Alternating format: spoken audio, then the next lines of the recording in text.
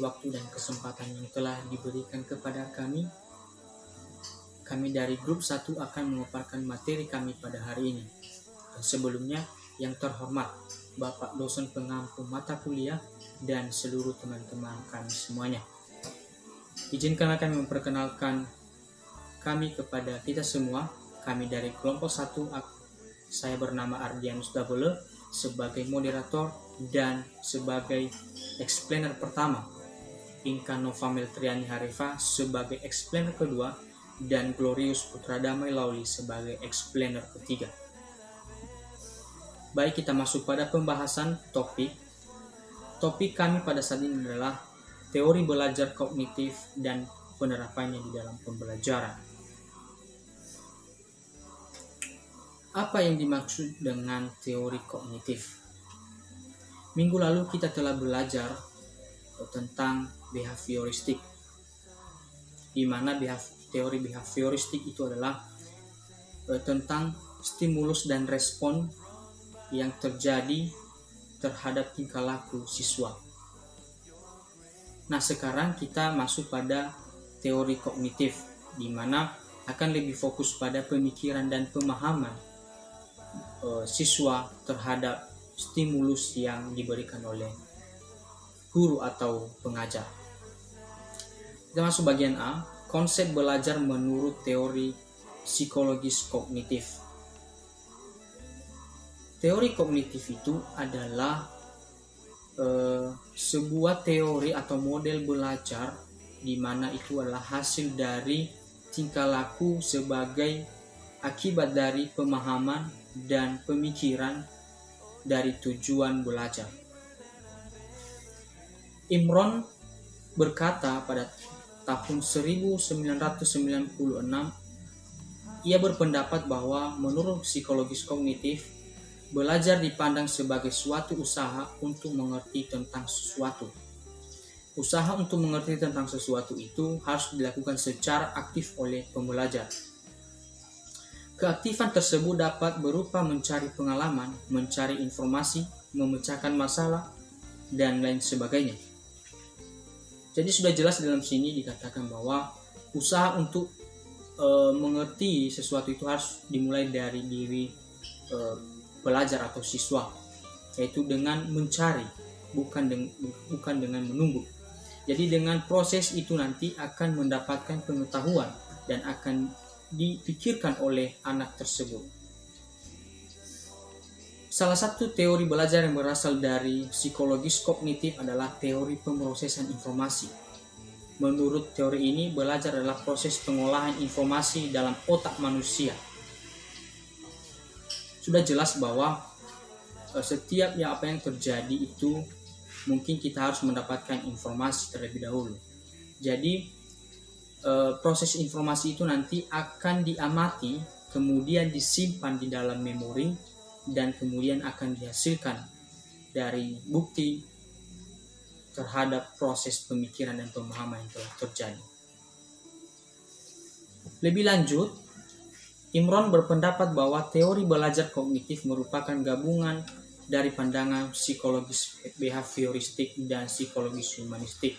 Yaitu jelas bahwa teori ini merupakan gabungan, karena subjek dari teori kognitif ini adalah manusia itu sendiri.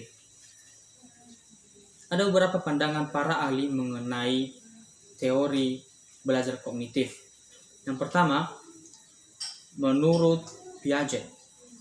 Menurut Piaget, teori kognitif itu adalah perkembangan, di mana pada perkembangan itu nanti akan terjadi di dalam siswa tersebut.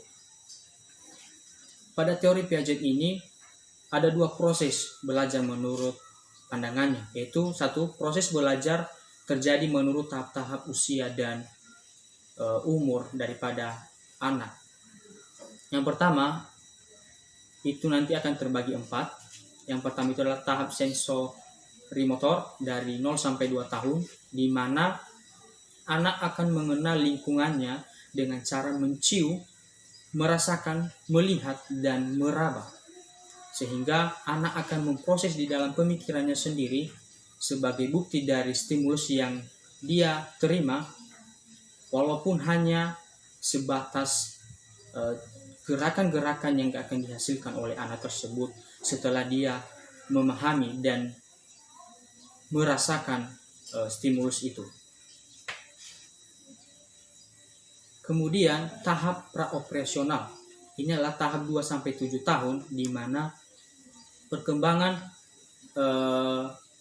pada tahap ini adalah pada penggunaan simbol atau bahasa dan mulai berkembangnya konsep-konsep intuitif.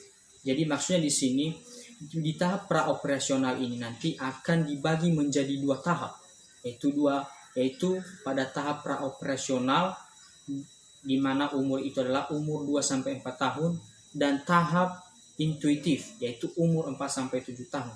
Nanti di dalam perkembangan dan proses tahap itu nanti akan siswa mampu berpikir secara abstrak dan juga akan bersifat mencari informasi di mana mereka membutuhkan ataupun ingin tahu dari pengembang ataupun konsep-konsep sederhana yang mereka temukan. Jadi mereka akan lebih cenderung untuk mencari tahu apa dan bagaimana, dan akan dijadikan sebagai bahan pertimbangan kepada siswa tersebut sebagai proses perkembangan. Kemudian tahap operasional konkret yaitu 8-14 tahun. Ciri pokok perkembangan pada tahap ini adalah anak sudah mulai berpikir secara logis, mengikuti penalaran logis walau kadang memecahkan masalah secara trial and error. Jadi pada tahap ini anak sudah mulai mencoba memecahkan sebuah masalah dan berpikir secara logis. Dia akan mengikuti penalaran yang dia dapat dan sesuai dengan pemahaman yang dia punya. Walaupun kadang nanti akan terjadi kesalahan dalam penalaran tersebut. Kemudian tahap operasional formal yaitu lebih dari umur 14 tahun. Yaitu ciri ini nanti akan terbukti bahwa anak mampu berpikir secara logis dan bisa berpikir secara abstrak dengan menggunakan pola pikir yang baik. Jadi setelah dia melalui proses-proses dan tahap yang di bawah tadi, maka pada tahap operasional yang terakhir, formal yang terakhir ini nanti akan berefek kepada anak tersebut di mana dia mampu berpikir secara logis dan mampu mengolah dari stimulus-stimulus yang dia terima. Kemudian bagian nomor 2, proses belajar terjadi melalui tahap-tahap. Jadi proses belajar ini ada tahap-tahapnya. Yang pertama tahap asimilasi, yang kedua tahap akomodasi, dan yang ketiga tahap ekuilibrasi.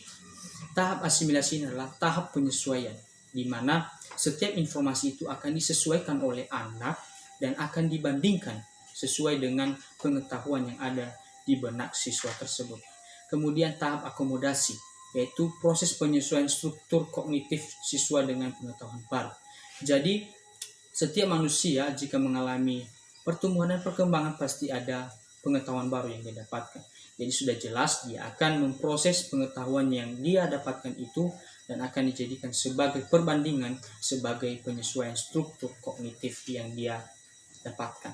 Kemudian ekuilibrasi adalah proses penyeimbangan dari kedua proses asimilasi dan proses akomodasi. Jadi proses ekuilibrasi ini nanti akan fungsinya adalah sebagai penyeimbang. Karena jika tidak seimbang maka akan terjadi hal yang tidak logis terhadap siswa. Karena tugas daripada ekuilibrasi ini nanti adalah menyimpan informasi dan membandingkan dengan pemikiran-pemikiran yang sudah diperoleh. Ada beberapa cara yang dapat dibuktikan oleh guru ataupun siswa ataupun pengajar, bukan siswa, sebagai bahwa telah berhasil dalam proses kognitif ini. Yaitu 1, menentukan tujuan-tujuan instruksional. Kedua, memilih materi pembelajaran. Ketiga, menentukan topik yang diinginkan oleh siswa. Keempat, menentukan dan merancang kegiatan yang cocok sesuai dengan bakat dan minat siswa. Kemudian, mempersiapkan berbagai pertanyaan yang dapat memacu kreativitas siswa tersebut. Dan keenam, mengadakan evaluasi. Jadi dengan proses-proses tersebut nanti akan memberikan hasil yang baik dan juga sebagai bukti bahwa proses yang telah dilakukan itu sudah ada perkembangan atau tidak. Jadi demikian saja penjelasan dari kami dan akan dilanjutkan oleh Inka Nova Meltriani Arif. Saya akan melanjutkan penjelasan yang berikutnya, itu bagian yang ketiga, teori belajar konektif Brunner. Menurut Brunner, teori psikologi konektif disebut teori belajar penemuan. Dalam prosesnya melalui tahap-tahap. Yang pertama, proses belajar terjadi lebih ditentukan oleh cara kita mengatur materi, bukan ditentukan oleh umur siswa. Dan tahap kedua yaitu proses belajar terjadi melalui tahap-tahap yang ditentukan oleh cara melihat lingkungan, yaitu enaktif, ikonik, dan simbolik. Karena itulah, teori Brunner ini dianggap sangat cenderung bersifat discovery atau belajar dengan cara menemukan. Juga disebut kurikulum spiral Brunner karena banyak menuntut pengulangan-pengulangan. Kurikulum spiral menuntut guru untuk memberikan materi perkuliahan setahap demi setahap, dari yang sederhana ke yang kompleks, di mana suatu materi yang sebelumnya sudah diberikan suatu saat muncul kembali secara terintegrasi di dalam suatu materi yang baru yang lebih kompleks. Secara umum, teori penemuan Brunner ini bila diaplikasikan melalui pola-pola sebagai berikut. 1. Menentukan tujuan-tujuan instruksional. Kedua, memilih materi pembelajaran. Yang ketiga, menentukan topik-topik yang bisa dipelajari secara induktif oleh pembelajar. Yang keempat, mencari contoh-contoh tugas, ilustrasi, dan sebagainya yang dapat digunakan pembelajar untuk belajar. Yang kelima, mengatur topik-topik pembelajaran sebaik rupa sehingga urutan topik itu bergerak dari yang paling konkret ke yang paling abstrak, dari yang sederhana ke yang lebih kompleks, dan dari tahap enaktif, ikonik, sampai ke tahap simbolik, dan seterusnya. Dan yang terakhir, mengevaluasi proses dan hasil belajar. Berikutnya bagian teori belajar kognitif Ausubel. Menurut Ausubel, teori belajarnya yaitu teori belajar konsep dan teori belajar bermakna. Menurut Ausubel, belajar konsep merupakan hasil utama pendidikan. Konsep-konsep merupakan dasar bagi proses-proses mental yang lebih tinggi untuk merumuskan prinsip-prinsip dan generalisasi-generalisasi. Untuk memecahkan masalah-masalah, seseorang pembelajar harus mengetahui aturan-aturan yang relevan, dan aturan-aturan ini didasarkan pada konsep-konsep yang diperolehnya. Macam-macam konsep antara lain atribut, struktur, keabstrakan, keinklusifan, keumuman atau generalis, ketepatan, dan kekuatan. Konsep dapat diperoleh dengan dua cara, yaitu asimilasi konsep dan formasi konsep. Oke, teori selanjutnya, teori belajar kognitif Gagne. Gagne berpendapat bahwa belajar dipengaruhi oleh dua hal, yaitu variabel dari dalam individu dan dari luar individu yang saling berinteraksi. Ini berarti pandangan Gagne bersifat elektis atau berpaduan dari esensi pandangan behavioristik dan konseptualisme instrumental atau kognitif. Gagne memerinci proses belajar menjadi 8 jenis, yakni 1. Belajar isyarat atau signal. 2. Belajar stimulus respon atau stimulus response learning. 3. Belajar rangkaian atau signing learning. 4. Belajar asosiasi verbal atau verbal association learning. 5. Belajar diskriminasi atau discrimination learning. 6. Belajar konsep atau concept learning. 7. Belajar aturan atau hukum atau rule learning. Dan yang terakhir, belajar memecahkan masalah atau problem solving learning.